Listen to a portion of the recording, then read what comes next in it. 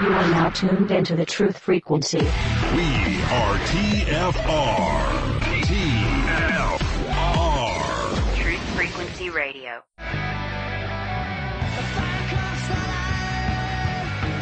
Hello and welcome to Enemies Within Radio, going on live on TruthFrequencyRadio.com.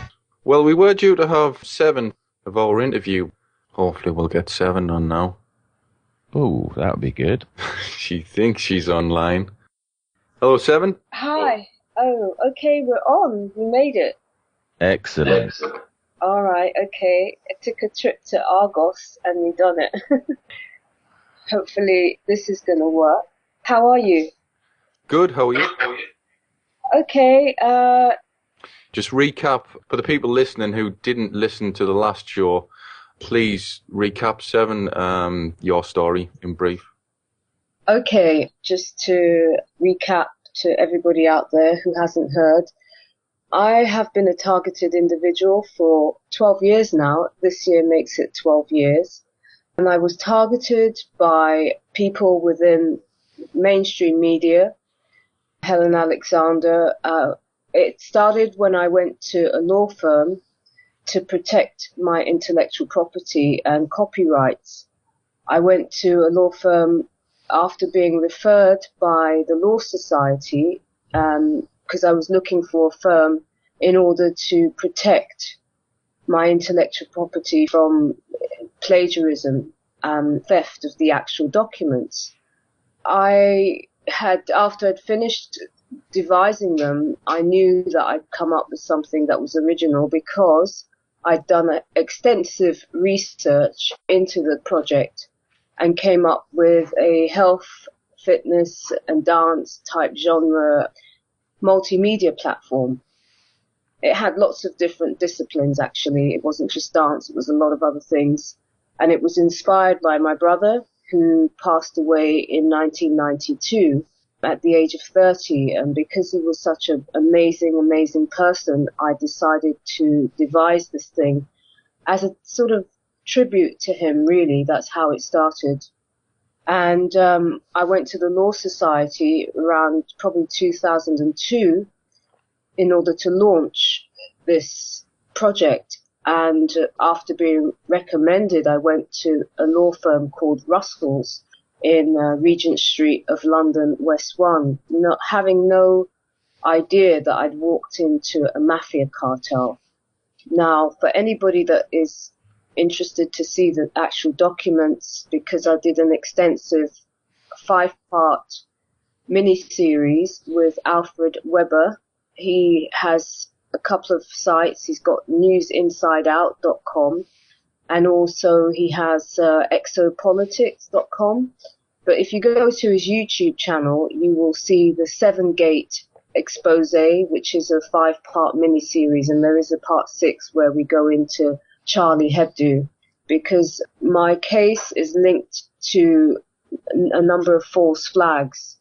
And basically, in short, the money funding primetime television shows such as my shows, Strictly Come Dancing, Dancing with Stars, You Are What You Eat, 10 Years Younger. There's a whole massive long catalogue of shows that were plagiarized from my multimedia platform around 2003 and 2004. And I remember, Tom, you said that you remember that this all being rolled out. Mm-hmm.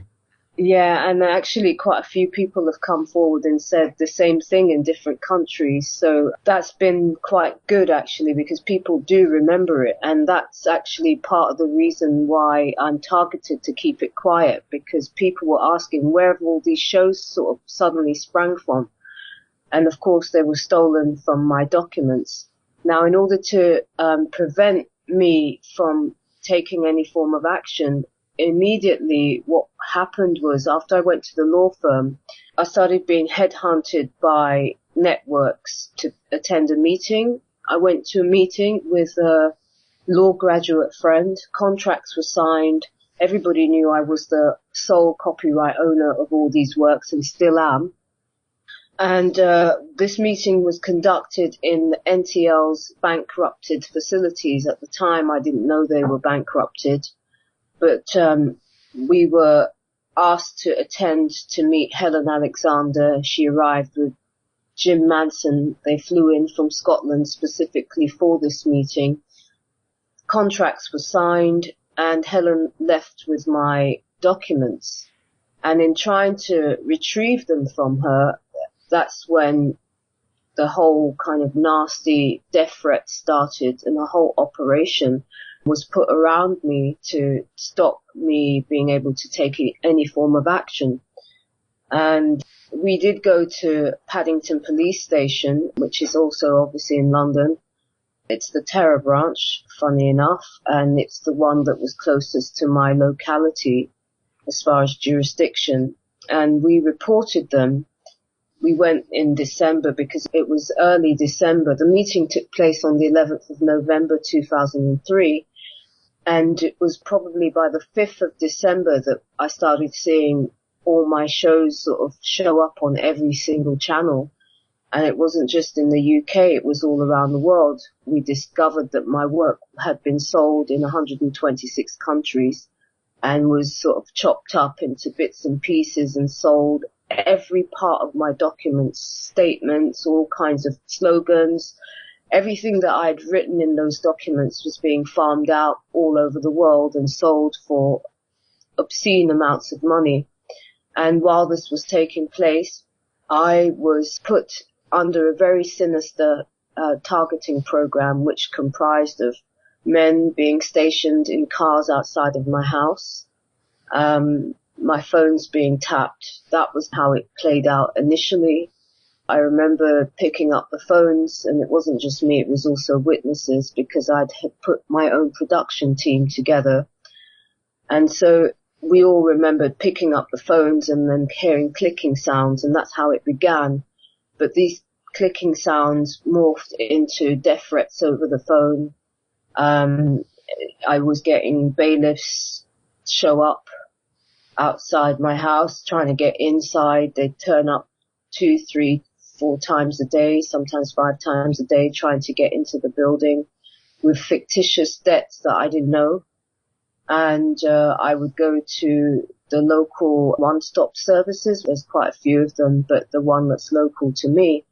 And I would tell the girl, you know, look, there's men showing up at my house saying that I owe money. And she'd look on the system, and I'd bring evidence that I didn't know anything. And she'd say, I can see you don't owe anything. So she'd call them up and say, look, stop sending out the bailiffs. She doesn't owe any money. And she'd put a note onto the system. Come the following day, the men would show up again, and they'd come with like £200 at 11 o'clock. By 2 o'clock, it's another amount, which is kind of doubled. And then as the day progressed, it just progressed into more and more money. And this was kicking off like all 2004 onwards. At the time, I actually went to numerous lawyers because I had lots of evidence. I had signed contracts. I had proof that I was the copyright owner, which was also given to me by the lawyers, although I already had proof of copyright. They'd signed contracts. I also had extensive emails because when I saw the lawyer, Christopher Gossage, he was leaping around to such an extent that I thought, well, you know, I better be careful with this guy. He's really excited about this project. I better make sure that I have proof. So I actually got him to sign contracts before I disclosed anything to him. And I also made sure that I didn't have any more phone calls or anything with him. I just had emails.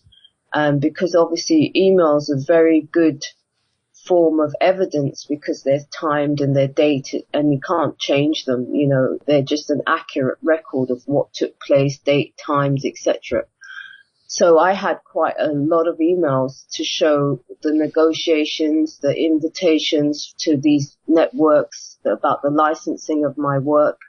There was a very strong paper trail. And also prior to meeting these people in 2003 and 2004 onwards, I actually had been researching the project since 1992, you know, in hospitals. I looked after stroke victims, cancer patients, And in my research, I was very fortunate because my brother was a very sick young man.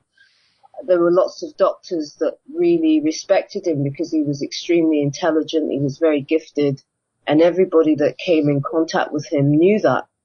And so actually doctors even came to his funeral. That's how, beautiful as a soul he was. He was very recognized in that way. He wasn't necessarily famous, but he was very well respected in the community we lived and everybody who came in contact with him.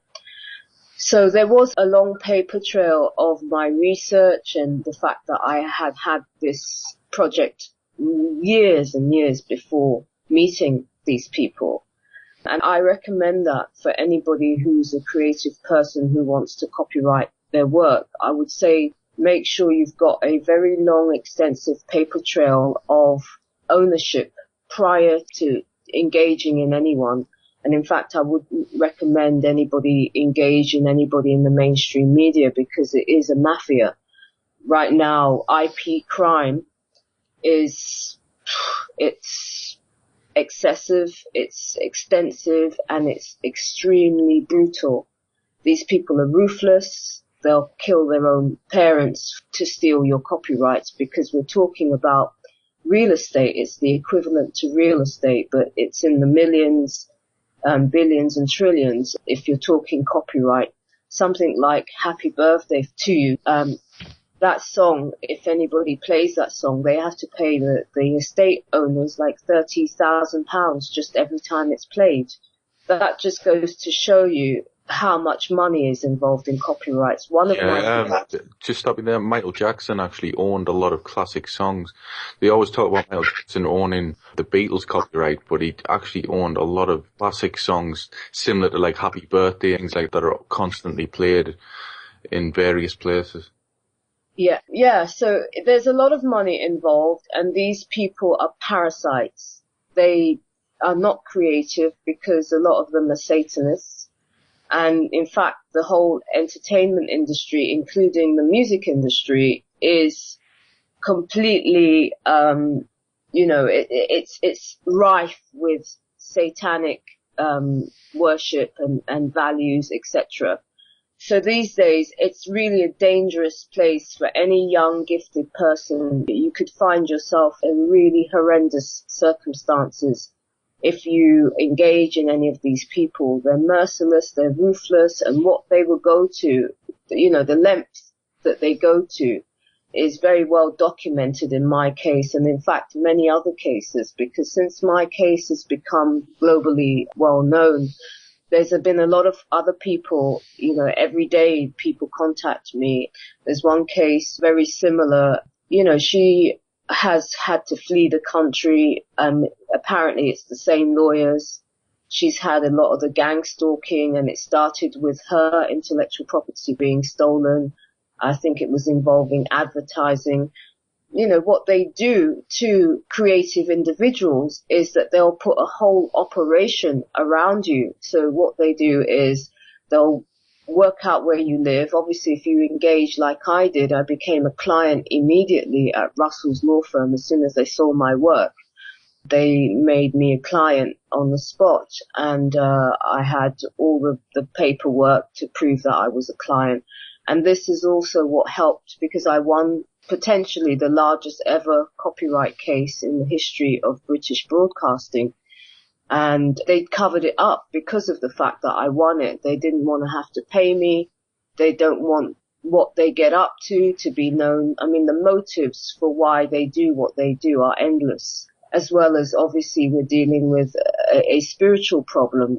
These people are largely satanic. And if you don't have that mindset, if you're not into anything demonic like they are, you're considered to be an enemy.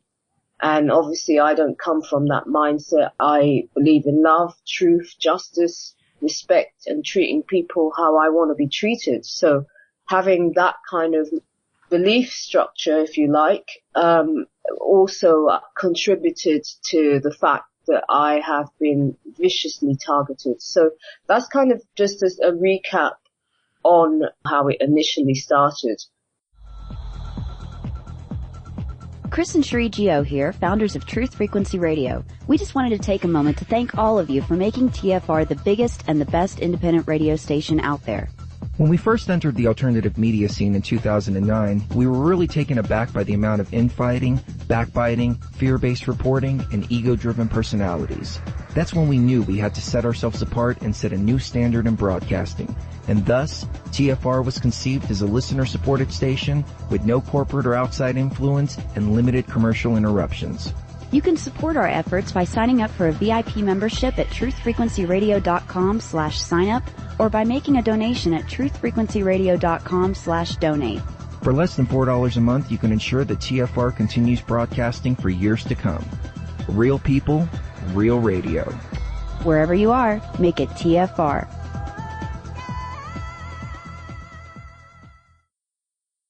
Welcome back to Enemy Within, live on TruthFrequencyRadio.com. Today we're joined by Seven again, who was here 2 weeks ago. She's just briefly telling her story, for those who didn't hear it the last time. Just before the break, Seven, you were just getting into the 7/7 attack? Yeah, okay. I have to say hi to Brian, who's listening as well. How you doing, Brian? Big shout out to him. Yeah, basically, what I'm trying to do today is to condense 12 years, and the events have not stopped, have not let up. So I'm going to talk you through and try and cram in as much as possible so that people can get an idea of the last 12 years of my life. Yeah, and as I said, for anybody who didn't catch the earlier part of the show, there is a mini-series with Alfred Weber, which is A-L-F-R-E-D, Weber, W-E-B-R-E, and he's on YouTube, and there's a SevenGate, which is a kind of play on the word Watergate, which was a corruption scandal in the 1970s, which brought down the Richard Nixon government. It does involve some of the things in my case, but I would say my case is probably 1,000 times worse. Yeah, so basically just taking you back, in 2004 I issued proceedings against the cartel. As I said, my work was rolled out in 126 countries, and at that time, they stationed men outside of my house. I was being followed literally everywhere. I had white transit vans. It started with a red Renault car, with two men just stationed outside there day and night. And because I live on such a small street, it only has like 7 houses on either side, and I live on the corner. So from my windows, you can see either end of the street. And one of the people that was involved in the production team, he was quite an interesting person. He'd done a lot of research into cases and what have you.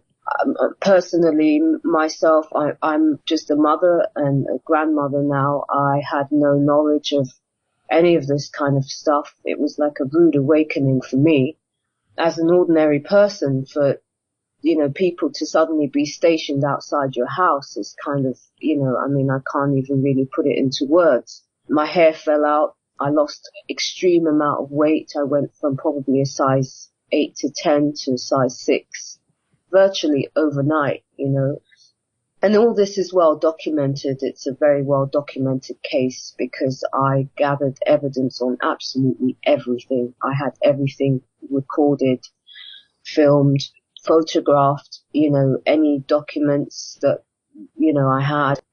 At around probably 2004, the death threats and the cars and vans that were outside my house just got worse and worse. Literally everywhere I went, there was a white van outside, or there was an occasion where I was walking down the street after visiting my brother. My other brother, he just moved into a premises, and my mother and I came out. We were walking down the street, and these men were in black balaclavas in this van, and they were like tailing us as we walked down the street. They were tailing us and making slit your throat signs at me. This is when I realized that this was really sinister and these people were absolutely insane. And then they sold my name. They sold it to create a pop band, Charlie 7, and that was the beginning of seeing that my name was being used to carry out this psyops and also gloat, exploit. It's designed to humiliate. It's designed to tell you we can sell anything about you. We can rape you in any shape or form, and there's nothing you can do about it. So it wasn't just that they stole my work. Eventually they were selling aspects of my life. I was seeing TV shows being made on the crimes that were being done to me. As I said, I became quite ill in this as the time kind of unfolded. It made me ill. I used to black out, and when I went to the hospital, I remember my medical records were stolen. And so my doctor, my GP, who knew what was going on, he believed me straight away when I told him, because a similar thing had happened to his daughter, who was a creative individual in some way. I don't know if she was a writer or what exactly, but he told me that it had happened to his daughter. So he knew what was going on with me was real, And so there's a extensive record of what was taking place from the medical side of things. Like I said, they stole my medical records and they turned it into a TV show. How I remembered this is because people said to me, I was calling up to try to find lawyers, and people said, don't give your name because it's well known in the industry that you're being, abused by everybody, and it's kind of like a running joke. So if you give your name, Charles 7 or Charlie 7, it's going to flag up. They're going to automatically know it's you. So use another name. So I thought, okay, I'll use the name Isabel. And they actually created a drama, which was, I think it was screened on ITV. And it was a woman who's in the soap drama called EastEnders.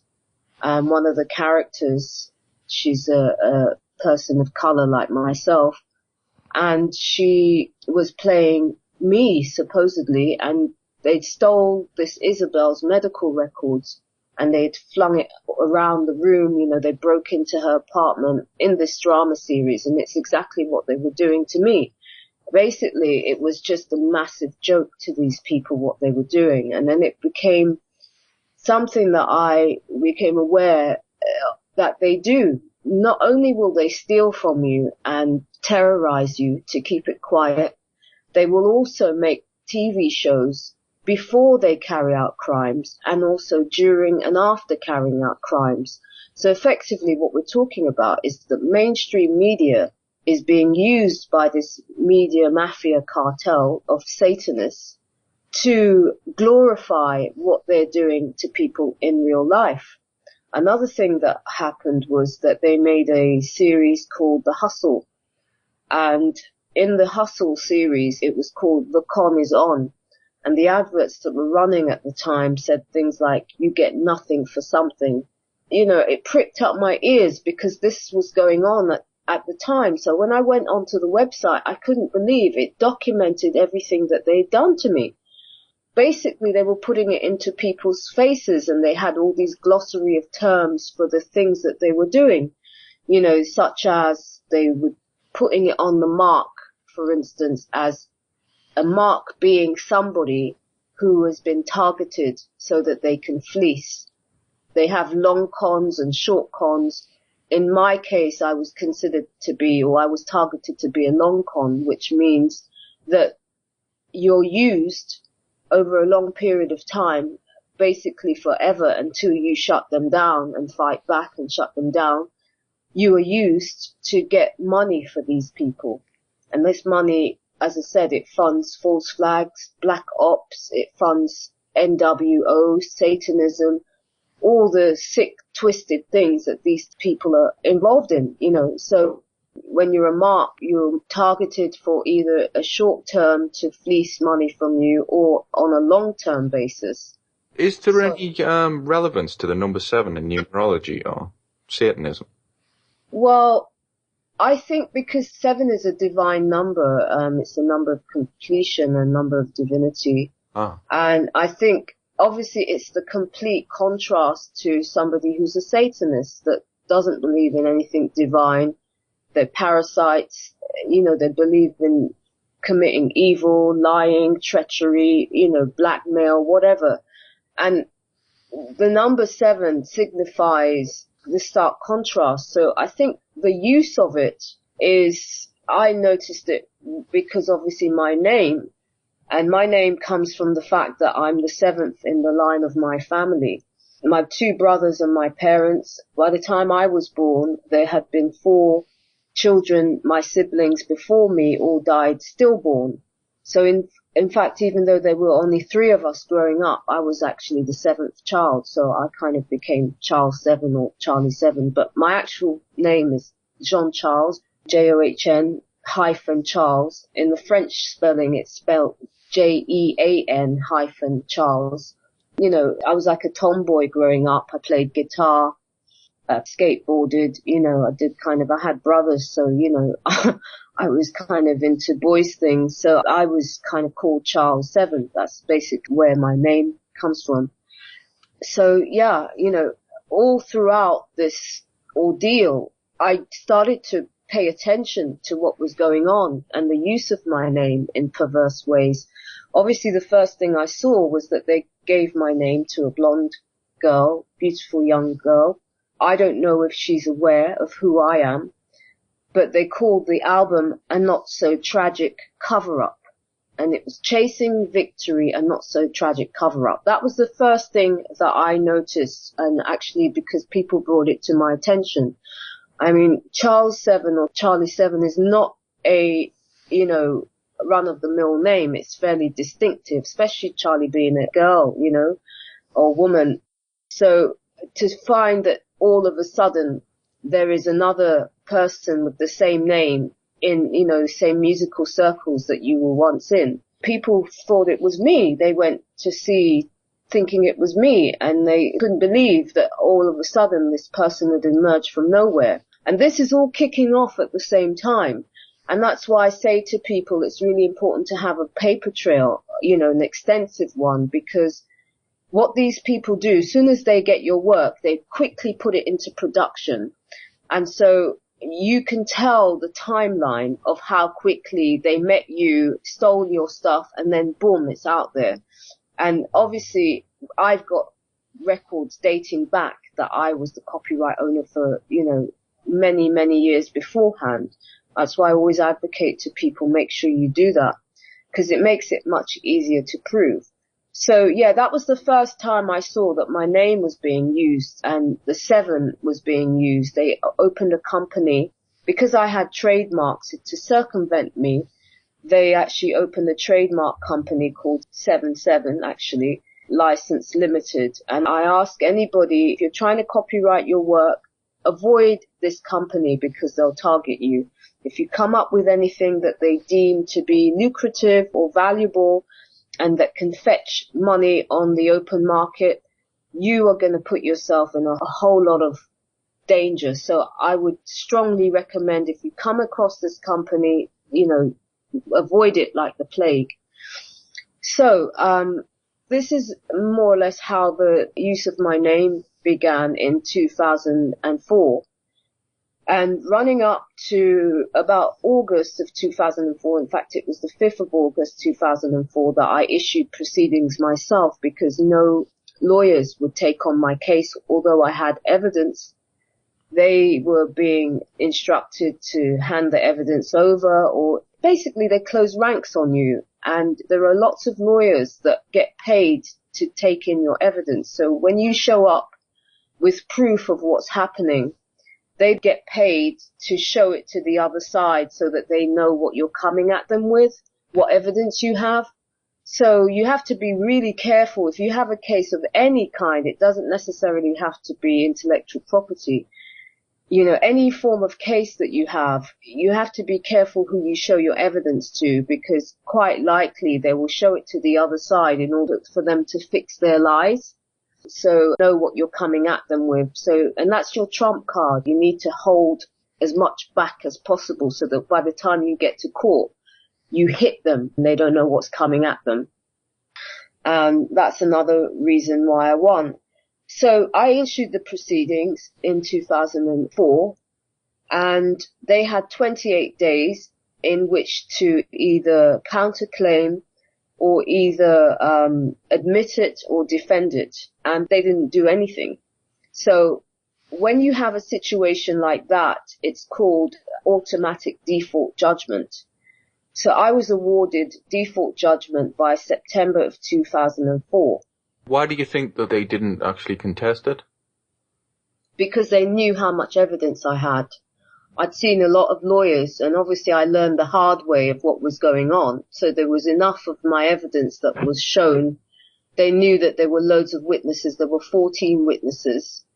And so they knew they didn't have a leg to stand on. There was too much evidence, because I actually sued for a number of things.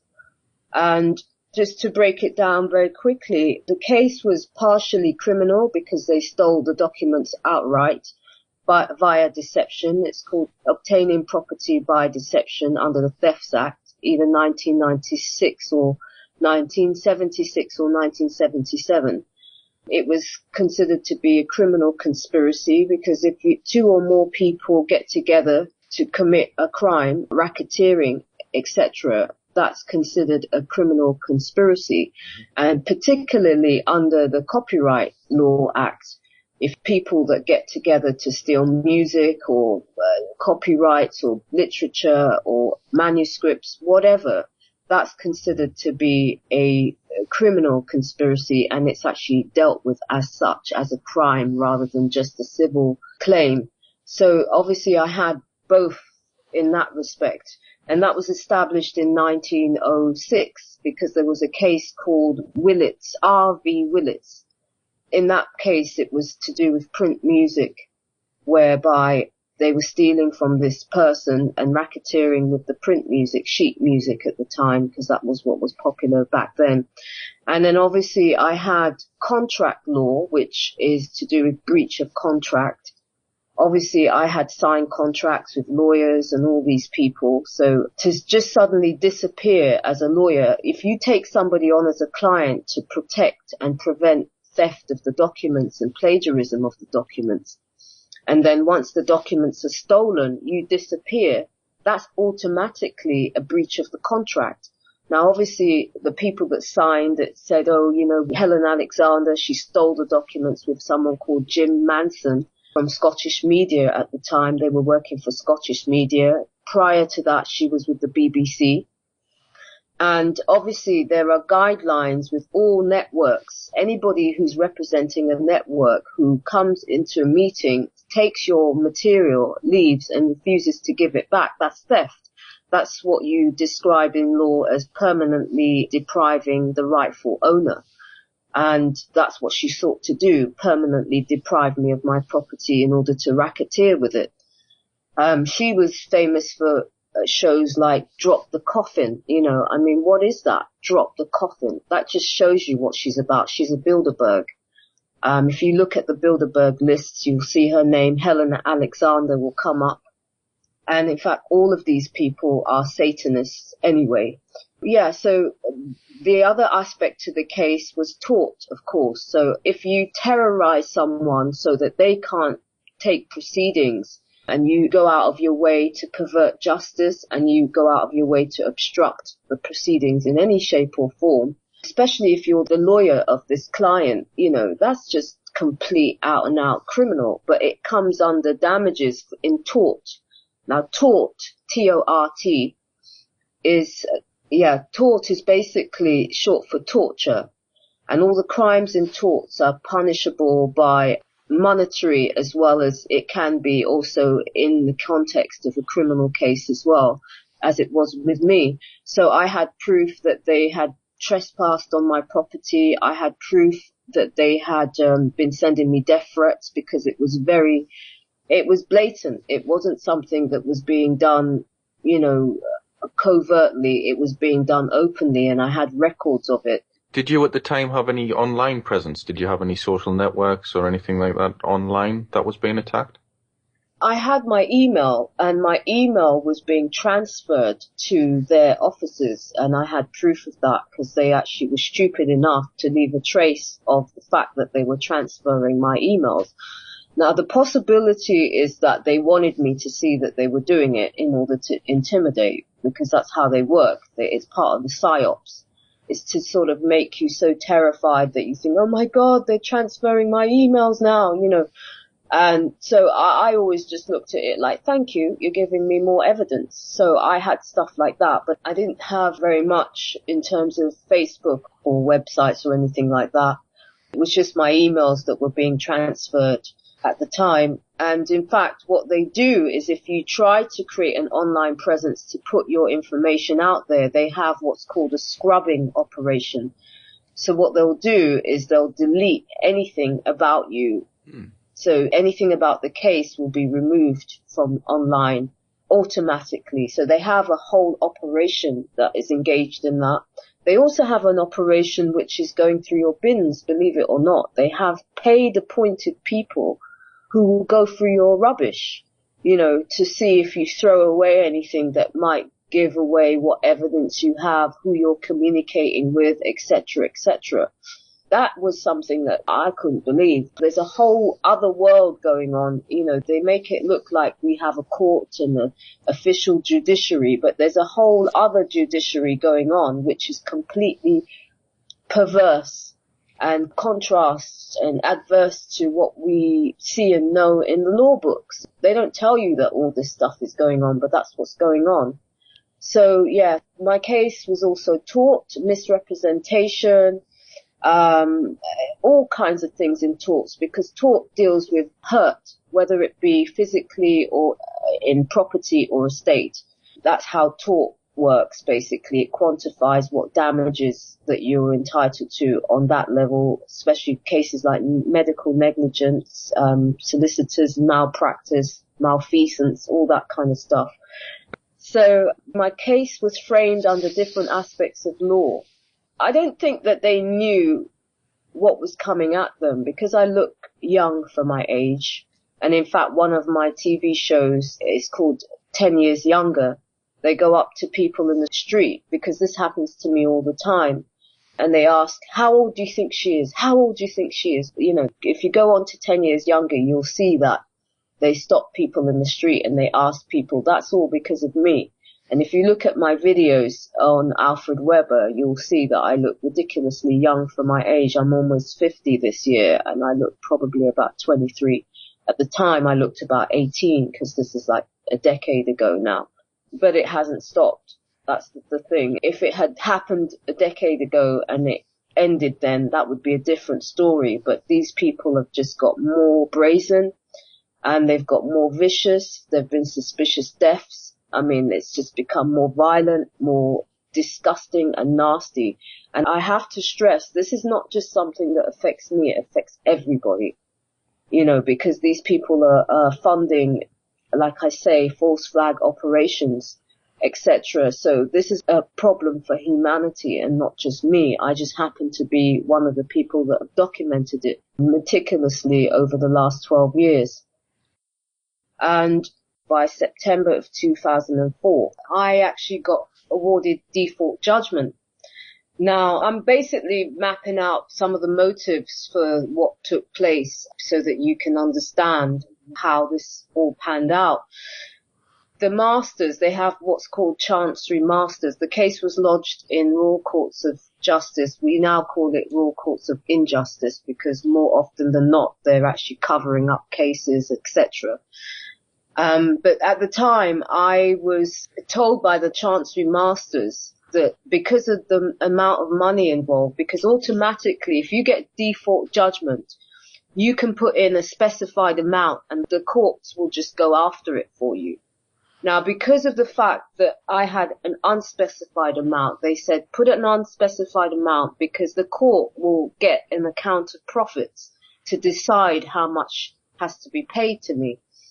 And initially, when I was putting a claim in, I was putting it in for 100 million, and they said, no, you probably owed a lot more than that. You can't do that. You have to go for a judge.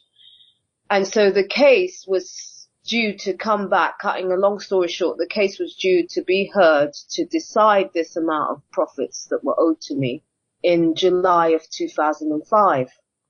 Now, as I explained a little bit earlier, one of the things that was happening was as the case was getting nearer to the court date, the attacks to stop me pursuing this. Because what effectively you're talking about is that at that time, 2005, they were just going to launch Dancing with Stars in America, which was being rolled out in 40 other countries.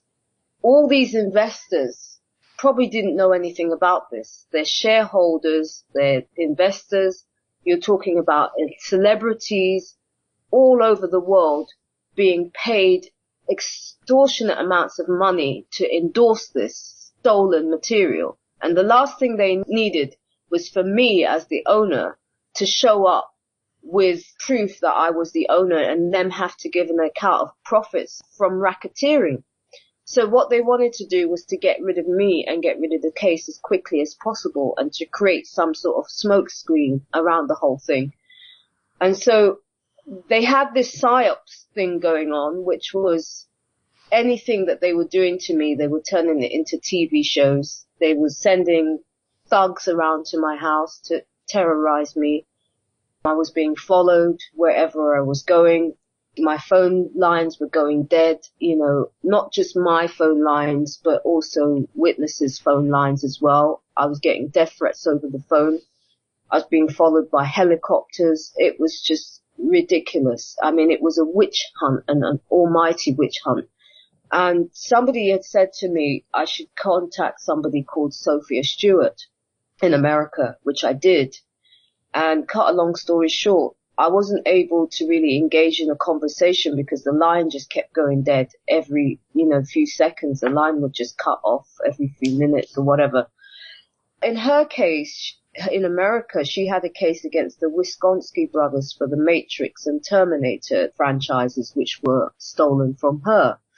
And that was the reason why people said I should get in contact with her, because as the case was coming up, they said she might have legal representation to help me in the UK. Anyway, we weren't really able to conduct a conversation. This is probably about late May of 2005. And after the conversation, I saw in the press on the 3rd of June, I think it was in the Evening Standard, they had an advert showing that they were going to blow up the trains. There was going to be a new movie about blowing up the London trains. Now, because I had been monitoring these people by that time for like a couple of years, well, since 2003 anyway, and saw that they were using the TV networks to advertise what they were actually carrying out in real life. So when I saw this advert with Wisconsin brothers making this movie about a London train being blown up, I knew automatically this was something that was going to happen. Do you know what the name of the movie is? It's called V for Vendetta. They also did, Seven on BBC, they did a documentary the year before they blew the trains up, and it was almost the exact same scenario, except instead of a bus, it was a tanker full of chemicals. Did you see that one? Well, they had one on the BBC. I don't know if this is the same one, but they had one on BBC as well while I was in court. This is maybe a bit later because that's while I actually got into court, because there was a period when I wasn't able to get to court. But there was I think it was a drama, this, not a documentary. The whole thing was about blowing up a train, but each train carriage had my court reference number on it. And that's how blatant these people were. So, I mean, there were a lot of references, probably more than I even know, and I know a lot of them, obviously. But they were putting it in every publication. If you look on the Farrell report, there is, I can't remember exactly what page it is, but if anybody wants to have a look, you can go on to Tony Farrell, who's a whistleblower for South Yorkshire Police. He was asked to doctor reports about 7/7 and make it look like we had a Muslim problem. And then really he came to realize that it was an inside job. And I met him at a demonstration, and he ended up doing a report on my case, which is on a website called thefarrellreport.net. So www.thefarrellreport.net, and that's FARRELL report, REPORT.net. And if you go on there, there's actually a page where we show how many publications were put out there, making it very clear that they were planning to do this. There's one that says Crime Wave, there's no escaping it this July, and it's all about the underworld, and it's going to be a whole crime wave coming at you, at your screens. I mean, they were putting it in people's faces. They even had a bus where they said terror, bold and brilliant. You know, this is how they think. So when I saw this thing with Sophia Stewart, because I'd just been talking to her, and what was happening all from early 2004 up until that point, everything that they were doing to me was turned into a TV show. So if I spoke to somebody on the phone or anything, it was like they were mimicking it and mocking it, like, what can you do about us? We're so big and bad kind of thing. And so when I saw the same people that Sophia had been suing were suddenly now appearing in a paper a few days after my conversation with her, that caught my attention. And then when I saw it had blowing up a London train, I was like, oh my God, they're going to do this. So I gathered my evidence. I ran from police station to police station, begging them to take injunctions and arrest the cartel. I explained that I had a case that was coming up. This is probably June of 2005. I explained that my case was due to be heard in July of 2005, and that it was, you know, exposing high-level racketeering, internationally selling TV rights that belonged to me and probably others. And, you know, the police wouldn't take any action. In fact, there was a police officer in Paddington Police Station, which is the terror branch, Stallard, who was doctoring the crime reports. I later got the crime files, and if anybody wants to have a look at them, you can go on to Alfred Weber's miniseries, because I actually show you the crime files. And you'll see on the crime files that there's like big parts of what was reported has been covered up. And he was obviously paid, and because that's another thing they boasted about on the website of The Hustle. They said crime, con gangs or whatever, mobsters, cannot exist without fixers, and that they've got fixers in every official department, from the police to the banks to MPs. I mean, they put it all out there. It's just that most people don't think people are going to be that brazen. And it's what people term as being in plain sight today, you know. So when I saw this thing about blowing up the trains, I went to the police, and then eventually I actually went to Marylebone courts. I figured, okay, if nobody's going to help me, I'm going to have to take injunctions against them to stop them. So I run to this place in Marylebone, which is in central London, close to Baker Street and those sort of areas. And I sit and wait, and then they give me this clerk whose name was Charles Rees. And he took me into a room, and I explained to him that we had a national security situation, that there was the potential of the trains being blown up because there's a media mafia cartel of Satanists in the mainstream media who were carrying out crimes. And I showed him all the other crimes that had taken place in real life that had been on TV in relation to me. I showed him my court case. I showed him lots of evidence to show him that I was no loony and this was all 100% factual. And he was winded. He knew exactly that I was telling the truth. He could see I was in tears at the time, and he could see the magnitude of what I'd brought to him. And he said, have you been to the police with this? I said, yes, I've been to the police, and they're not doing anything, and we have a problem here. He said, well, what you're going to have to do is take action with your evidence. You're going to have to take your evidence and take action against the police to make the police take action against the cartel. But this point was June. It was about mid-June, and there was no way. I already had massive case against the cartel. There was no way I was going to effectively mount proceedings against the police. And he also said I could take action against the courts to make the courts take action against the police, to make the police take action against the cartel. It was all long, you know, it was all too long. And I said, look, I've got my case coming in July. There's no way I can do this as well at the same time.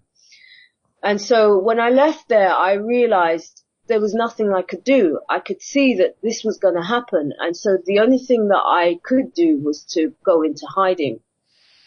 So this is what I did. I barricaded myself inside, and I stayed in there for 3 months. And this was probably mid-June, 10th of June. So come the 7th of July, we all know what happened. And obviously they were not expecting me not to come out. You know, I had barricaded myself inside by this time.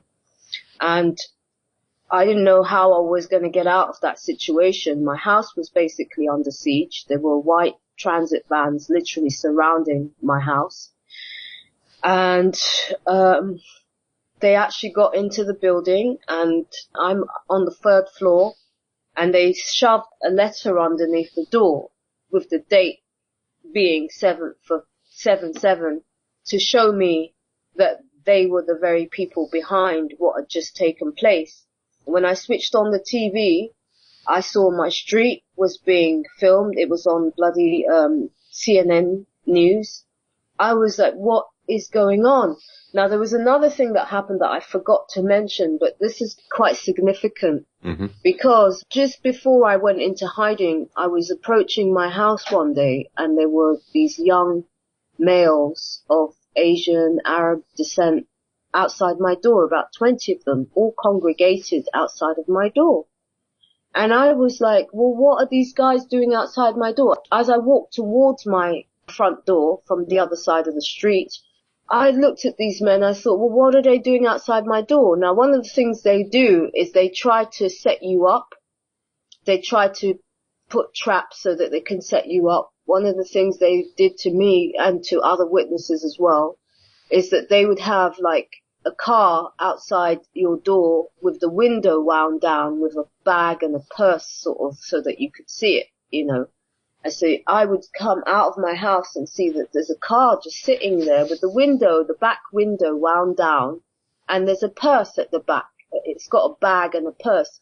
And of course, what it's designed to do is that you put your hand in, and then they'll take photographs of you stealing this thing. So obviously I'm not an idiot, you know.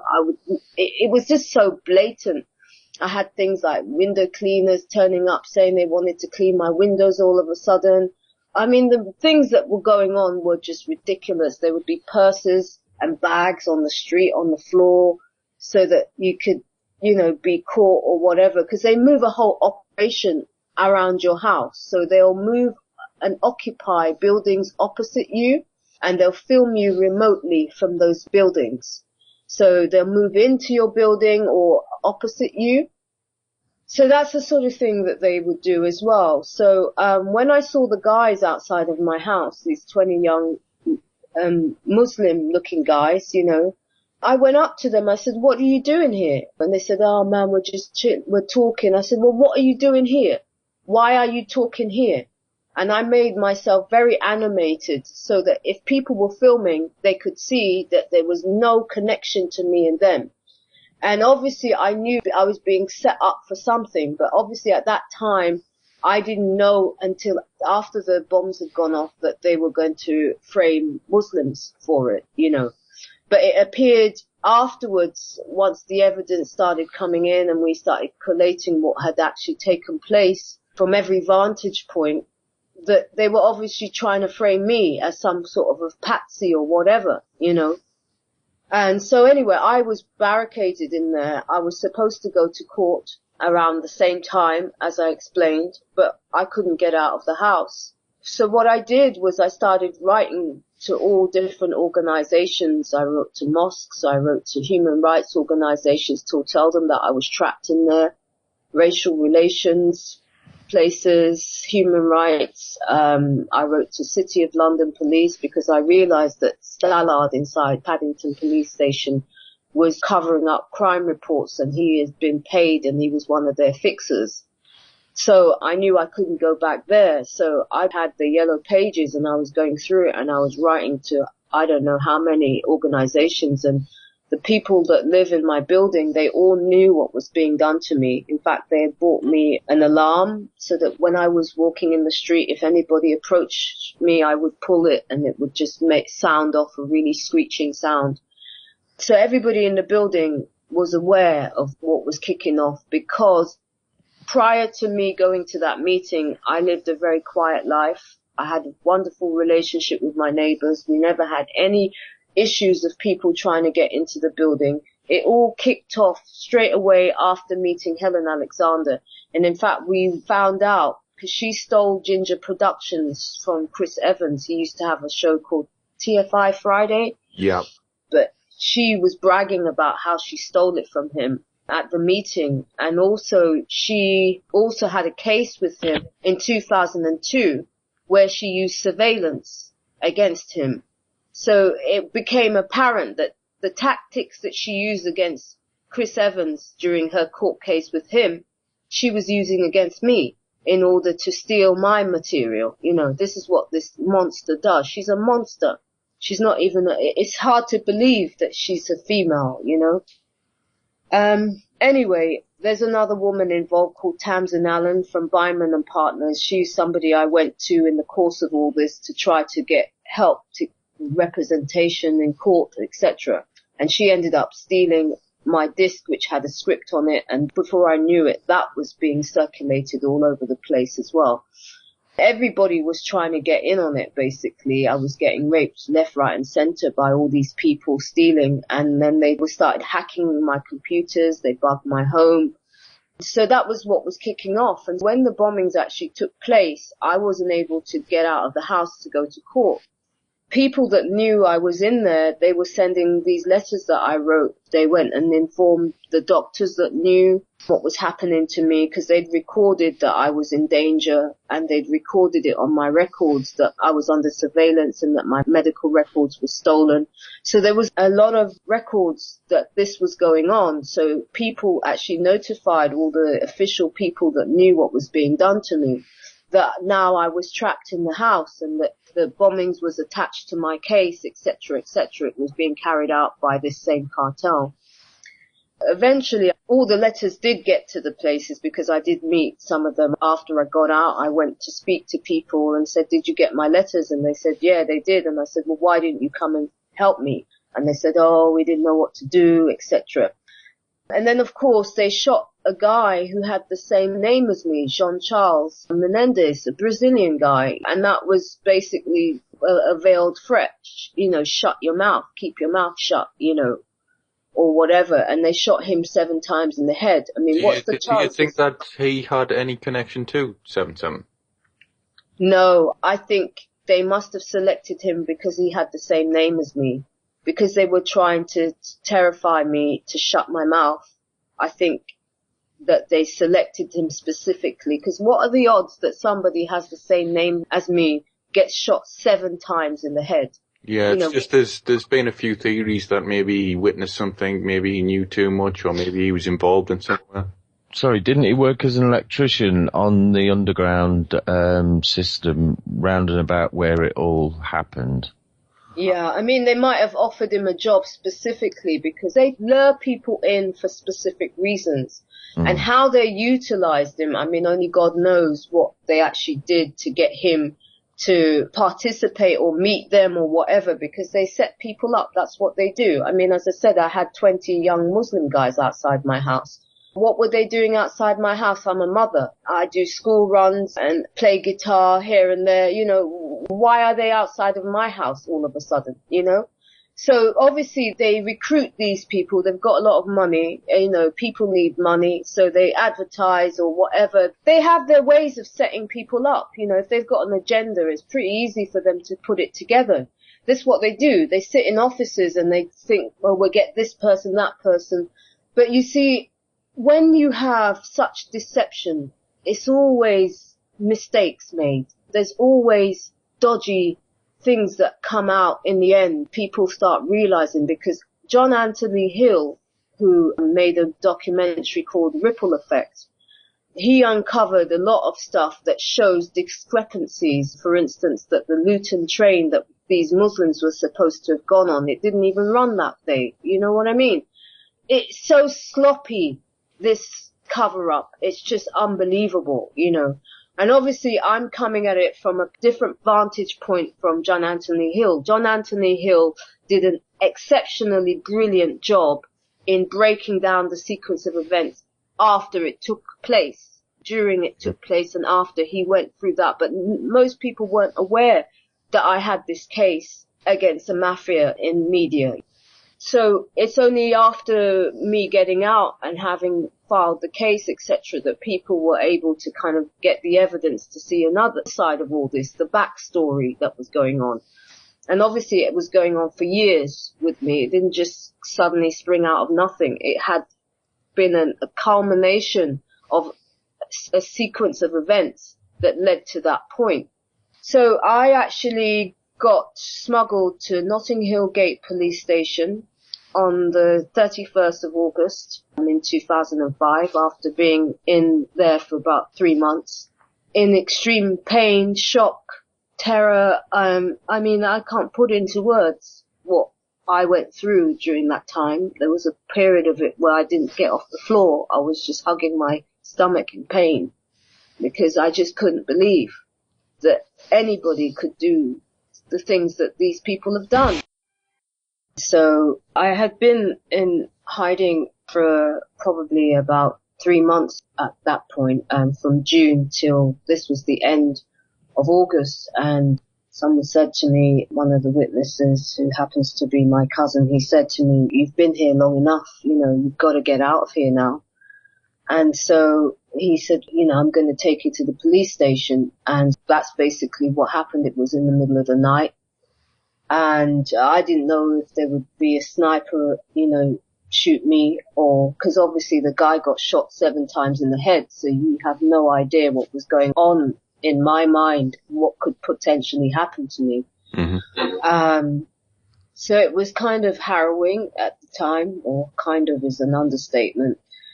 And I did get to Notting Hill Gate police station. I was seen by a really lovely policewoman who took me in the back, made me a cup of tea and took down evidence of everything. We brought all the evidence of what was going on. Because we also, as I said, I'd written to a lot of people, and I wrote to the City of London Police at the time, and they wrote back to me and said, "We're not going to take any action." And so it was clear to me that nobody was going to help me, so it was up to me to help myself. And so I spent probably the best part of that night. It wasn't until the following day that I got out. It was the 1st of September, effectively, by the time we got out of there. And the first thing on my mind, because actually I didn't mention that while I was in hiding, witnesses actually went to court to try to get injunctions to protect me so that I could go to court.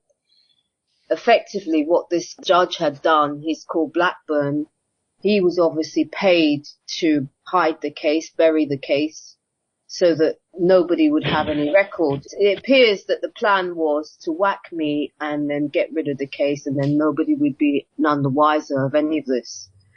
But it didn't happen that way, because obviously I didn't leave the house. I don't think they were anticipating that I wasn't going to come out, That's exactly what I was going to ask.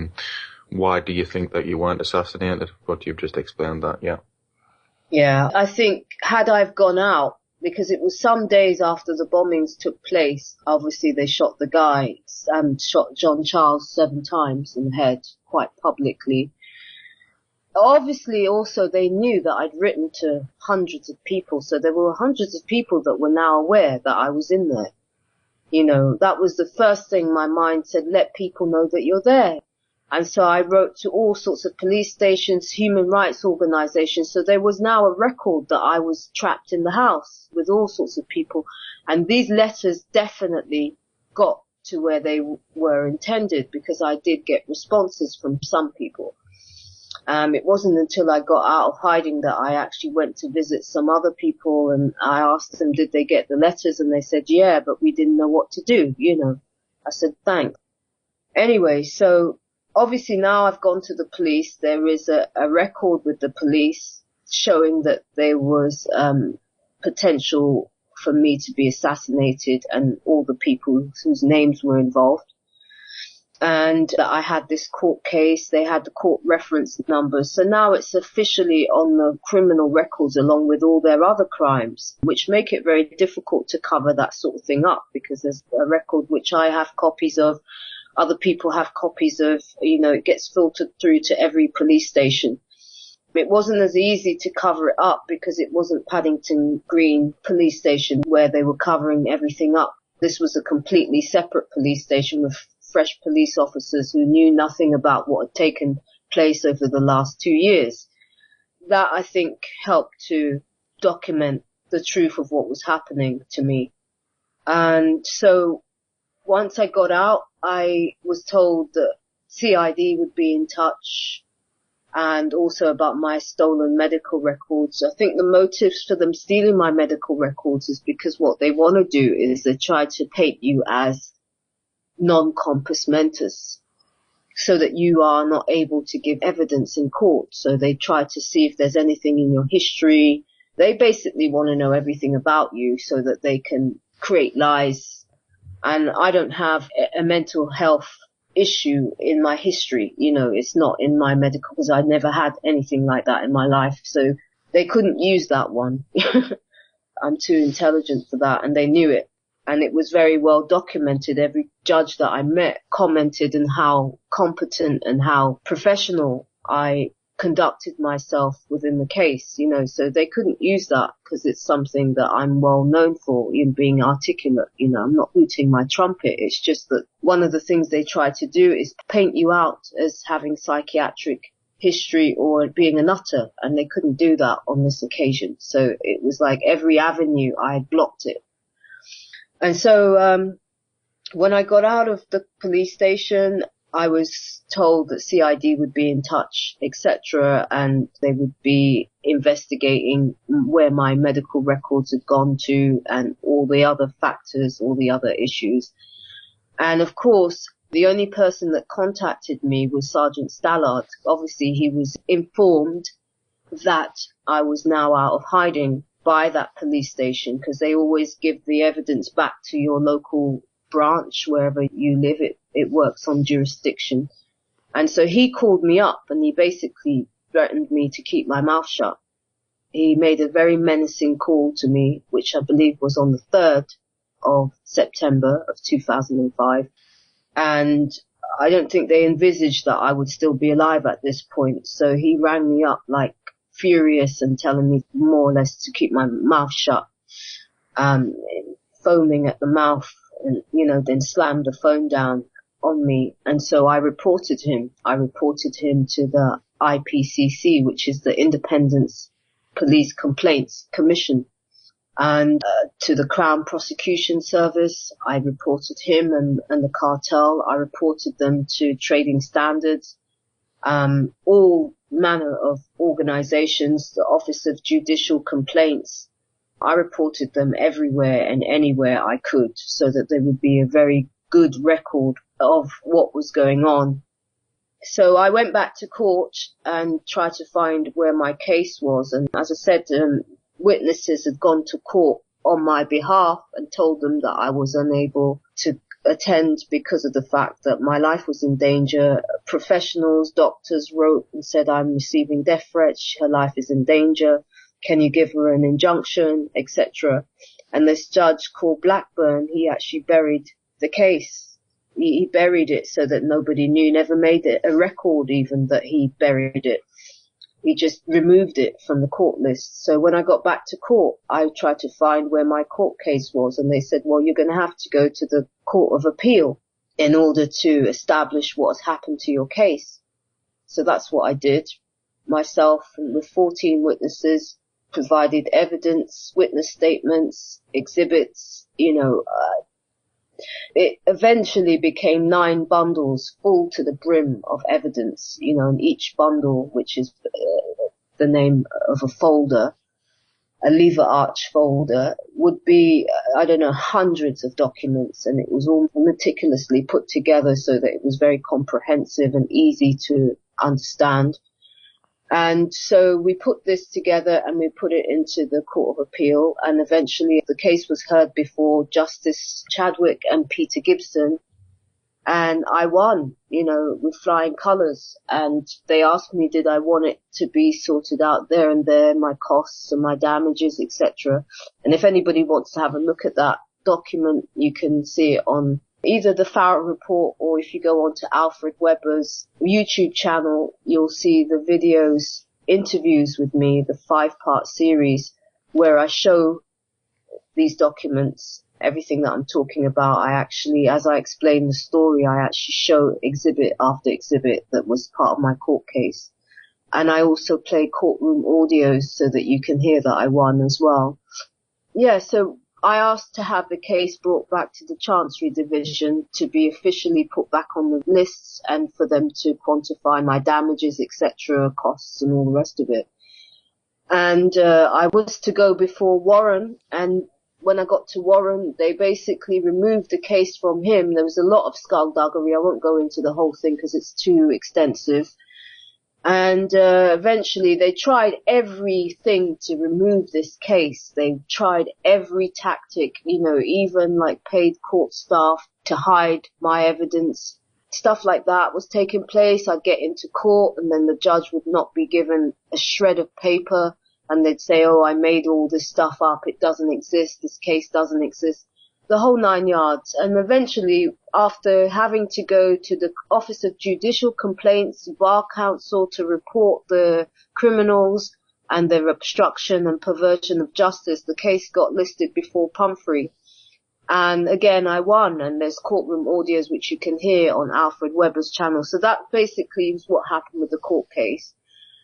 They got a corrupt barrister called Brian Nicholson, who is not even a barrister. He's a criminal. He's just posing as a barrister. He goes in there for cartels to hide their criminal antics and also to hide the evidence. And what he did is he transferred, or after I won in court, he created a fictitious document and replaced the original one that showed that I won to transfer the verdict to the criminal's favor and have it removed, have my case basically concealed. They even opened a website saying there was no evidence, there was no law journal, and it's all completely bogus. I mean, these people are in media, that's what they do. They're frauds and cons, and, there's no limit to what they will do to cover up their crimes. And so this is what this barrister done. He actually altered the official judgment, but I actually went after the courtroom audios, and that's what I eventually got. The judge was pronounced dead in 2007. There was supposed to be a criminal trial also in 2007 where these criminals were to face lengthy sentences. But of course, because they covered everything up and buried the evidence, and effectively I remained on a targeting program. And it's only by the grace of God and me having the will to fight these people that I'm here today. And so I remained on a targeting program for many years afterwards and had to go back into hiding in order to expose, because my house, I was followed every day. And I thought, well, if I'm going to have to out these people, I'm going to have to do it in hiding. So I was in hiding for a further 6 months on 2 consecutive occasions between 2009 up until 2011. I did get some really kind people came and got me out of hiding, and they'd read, because I was posting things on the internet, but as I said, they have scrubbing operations, so you post something up and then you go back and it's removed, But fortunately, something I put up on the Lawful Rebellion, I don't know, maybe it's still there, while I was in hiding about my case and that I was in hiding and my circumstances. And these wonderful 2 angels, earth angels, they came and got me out. And that's how I got out on the other occasions. And I recently did the thing with Alfred Weber. Oh, before that, I met Tony Farrell. I was speaking outside the IPCC. There was a protest outside and I was told about it. I attended. And I've actually spoken in the House of Commons, because one of the times when I was taken out of hiding, I was taken directly to a inquiry into organized crime in the House of Commons. I've spoken there. I've spoken on Question Time. It's all removed though. Even though there's videos that were taken at the time, if you try to find them, you won't find them anywhere. And that's kind of what they do. They just try to make out none of this exists. And so I met Tony Farrell, who's a whistleblower for South Yorkshire Police. He was an intelligence analyst for about 17 years. He's an honourable man.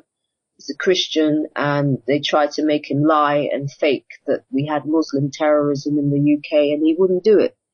And so when I was speaking outside the IPCC, the Independent Police Complaints Commission, and I explained who really was behind the London bombings, Helen Alexander, Richard Hanna, Christopher Gossage, Tony English, Tamsin Allen, Jeffrey Beinman, Derek Rosenblatt, I gave all the names of the people that I knew were behind the orchestration of it. Obviously, they've got fixers in all departments as they brag.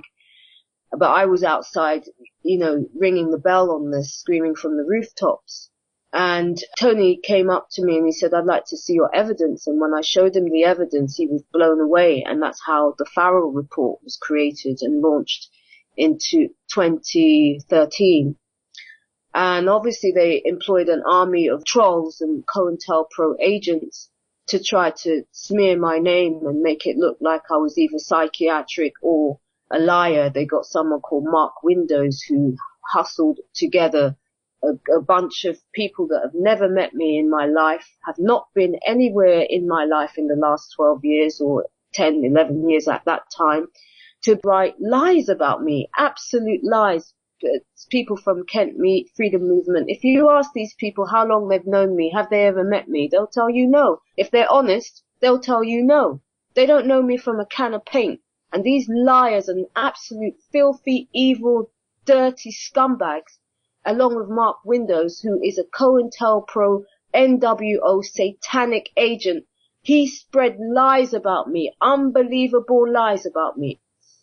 And I will never forgive that man for what he's done. He knows that I'm genuine, and that's what makes it even worse. And he did it on David Icke's channel, and David Icke allowed it.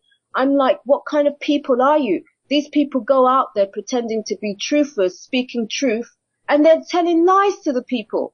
It makes me absolutely, it fills me with fury, to be honest. I don't even want to start on that subject, but I just want to let you know that for people that are targeted, that's what they're doing. They send these liars out and actually try to paint us as whatever, just a bunch of lies. They just make it up at the time. They make it up on the spot and they put it all over the place. That's how they try to cover it up as well, So anyway. Seven, I've actually got a screenshot of Mark Windows' Facebook page when he openly lied about you being thrown out of the building at the People's Voice, and then went on to remove it from his Facebook page when he was challenged on it and say that it had never been there. But there's quite a few of us got screenshots of that particular statement that he made and then later withdrawn. Yeah, that's the kind of evil that this man had. Now, let me tell you what happened at that time, because in 2014, my mother died under suspicious circumstances, all right? And I was asked by friends to go to meet them at other whistleblowers and genuine people that had contacted me about my case. One of them is Neelu Berry, who's a pharmacist, and she's actually a whistleblower in the pharmaceutical industry. Also, her niece was murdered by the NHS, and she was helping me because my mother died under suspicious circumstances, and she was helping me because I was in the process of going through the mortuary and an autopsy to find out, and she was telling me what I need to test for, etc. Anyway, my mother's body was stolen from the hospital and, without my consent, taken to this place. So at that time, I was fighting to get my mother's body so that I could repatriate her to the UK so that she could be buried with my brother, because she always said to me if she ever died, she wanted to be buried with my brother. This was what was going on at the time. So when I went to the Wembley Point building to meet with other people, there was another channel which was on the 7th floor. David Icke's channel was on the 8th floor. And they had invited me to meet people on the 7th floor because they happened to have all their equipment stolen, and they had this channel and they wanted to turn it around because they would victims of a crime, and they found out that I made TV shows, etc. So they asked me to go and attend a meeting. I wasn't at that time, I wasn't in the mood to see anybody, as you can imagine. But out of courtesy, because this woman was really quite supportive to me on the phone, I attended. Now, I attended specifically that meeting. The people who owned the channel, they had arrived late. So I got Tony Z and a number of other people. There were 3 other people besides myself, and they arrived earlier than myself. So they went up to the 8th floor, which was David Icke's channel. So when I arrived, I rang up. I said, well, where are you? They said, oh, we're up in David Icke's channel. I said, oh. And they said, come up. You can speak to David. Speak to David about your case. Speak to him. Okay, so Tyra, she says to, and Tony Z, who's from Synchronicity Radio, they say to David Icke that I've got one of the biggest ever cases. It's linked to 7/7, la, la, la. And so I speak to them and I say, look, my mother has died under suspicious circumstances. I'm trying to get her body. It's been stolen from the mortuary. I really don't have any time to deal with anything that isn't, that isn't respectful. And I make that really, really clear. I was in the middle of, not even the middle, the beginning of grief. And so I had a 15-minute conversation with David Icke. Left the building. I never saw Mark Windows. I just made it very clear. He asked me questions about my case. He said, yeah, I know about that. Yeah, I know about that. And it was all very polite, all very civilized. We left in the lift together, all of us. He said he had another meeting somewhere else. We all said goodbye to him. The next thing I knew, there was a broadcast saying that I was a liar and that I had tried to infiltrate David Icke's channel, and that I never had any case, and the usual lies from this Mark Windows. There was a false flag outside my home. Not long after I'd been on the UK column, there was a false flag outside my home. Now, this man who doesn't know me from a can of paint said, oh, she doesn't live anywhere near it. So I filmed from my window, and you can have a look at this. And they, even for the cleanup operation, they got these vans which say 777 in massive numbers. I mean, the numbers are huge, and that's part of the psyops. They also put a poster up called Burn the Floor, which was made by the same people who have stolen my work. And that's how they work. They put it in your face. It was us that did it. And that's what they've done consistently from the very, very beginning. Now, this Mark Windows creep scumbag, he went round saying I'd never been in the industry. Anybody's channel I went to, he'd be first on the comments, leaving these lies. And, I just couldn't believe it. And David Icke allowed him to make a broadcast telling these lies to people. So I don't know what you're referring to, but I know that a lot of people challenged him because I wasn't there alone. And people knew that my parents had died. Well, my mother died at that point. My father later died because that was in January, and then my father died in July of last year. So both of my parents have died under suspicious circumstances, separate occasions, separate places, because they weren't married anymore, but they both died, right? What kind of people spread lies about somebody who's going through stuff like that? You tell me, what kind of people would do such a thing? You've got to be really sick. You've got to be a really evil, twisted person to do that. As far as I'm concerned, they tried to cause me emotional injury and harm. And I tell you what, there will be another Nuremberg trials, and their names are going to be on it as well. That's something I'm telling you from, point blank. I will definitely have their names included because they contributed to not only making attempts to harm me as far as emotional is concerned, but they also are covering up crimes against humanity for money. Mark Windows is trying to get the money that I'm owed for himself. That's part of why he's doing what he's doing. He thinks that if they keep it covered up, he can get the money for himself. What kind of sick fool would do something like that? Anyway, that's him. We're at the end of the show, unfortunately, so we have to cut it off there. I'm looking forward to part 3 of this interview. Yeah, me too. Okay. Well, thank you. I didn't get the chance to say all the great things that's happening. Well, perhaps you could give us a taster in the last couple of minutes, Seven. We've got 10 seconds left. Let's go off. Maybe not. Okay, well, we're going to have live events in 7 countries with 7 artists over 7 days to raise the consciousness from the people. And Truth Frequency Radio is your #1 source for news and information without the hate, hype, and fear.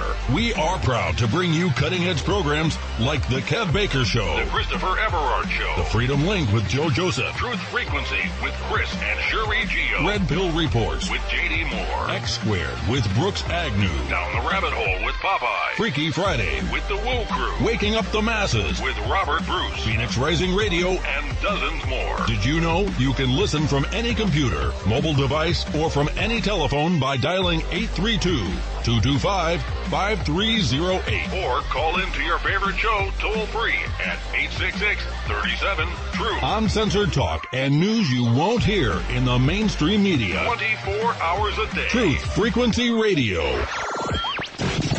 Wherever you are, make it TFR. Truth Frequency Radio.